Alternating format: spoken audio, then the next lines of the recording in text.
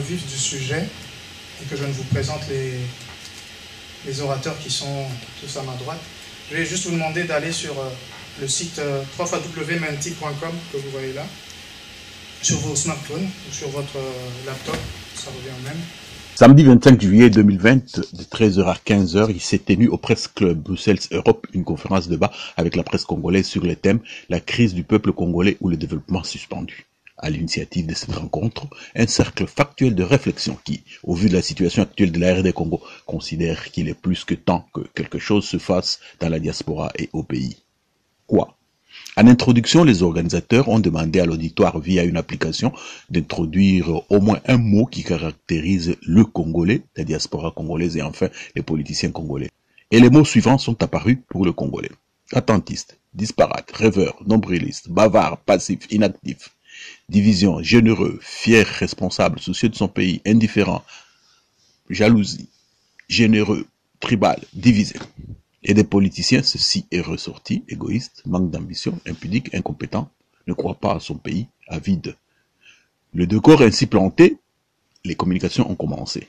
Il y avait comme sous-thème l'économie, le budget par le pasteur Aimé Bakoulou, la défense du territoire, hors des défenses par rapport à l'extérieur par Zebla Congo, la crise politique par Patrick Yogo, la CENI et le rôle du pouvoir judiciaire par Célestin Poutou. D'une façon générale, chacun des orateurs a présenté objectivement les faits, une analyse correcte et même en conclusion donné de bonnes pistes de sortie. Et la conclusion générale de la conférence débat pourrait être ceci: on en a assez, on peut continuer à vivre comme cela. Quelque chose devrait se faire. Il faut trouver des solutions congolaises aux problèmes congolais. Mais quoi? Qui devrait commencer?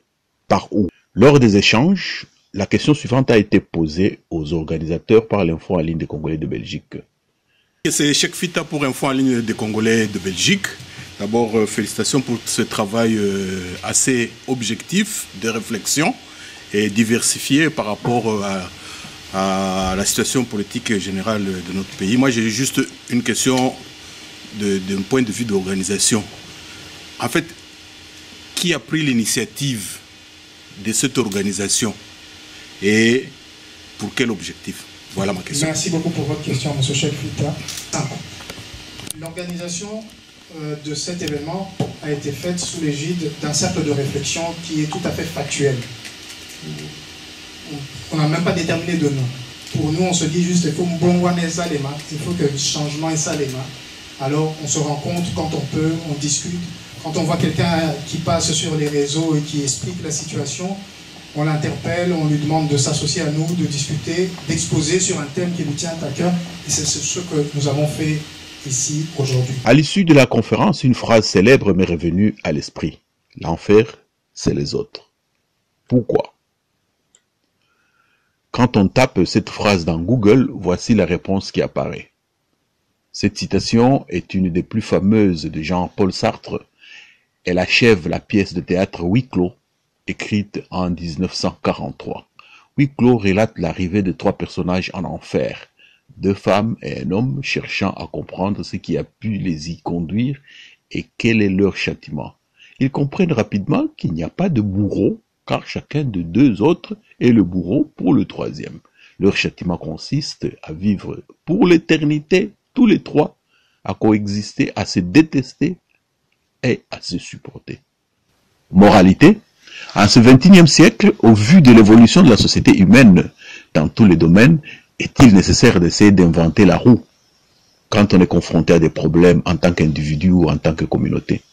Il est désormais possible de trouver rapidement une solution dans le grand savoir de l'humanité, et pour le cas particulier de la RD Congo auprès des journalistes congolais, c'est que les organisateurs ont fait, des écrivains, historiens, penseurs, chercheurs nationaux. En toute modestie, en avril 2003, j'avais écrit, puis publié en 2007, un petit ouvrage de 102 pages intitulé « Demain le Congo comme l'Europe ». Ce petit livre d'éducation civique et développement comportait les chapitres suivants. État des lieux, 2. Stratégie et action, 3. Financement et rentabilisation, 4. Suffrage universel, 5. Conclusion, Congo 2010, le cinquantenaire. Et dans le point 6 était A. Le Congolais aujourd'hui. B. En Europe et en Amérique, une force qui s'ignore. C. Le verre du Congolais est à moitié vide. D. Égoïsme, chacun pour soi. Après cette conférence de débat, il est opportun de se poser cette double question. 13 ans après sa publication, quelle avancée y a-t-il eu? Pour que dans 13 ans, les Congolais de la diaspora ne se reposent encore cette question.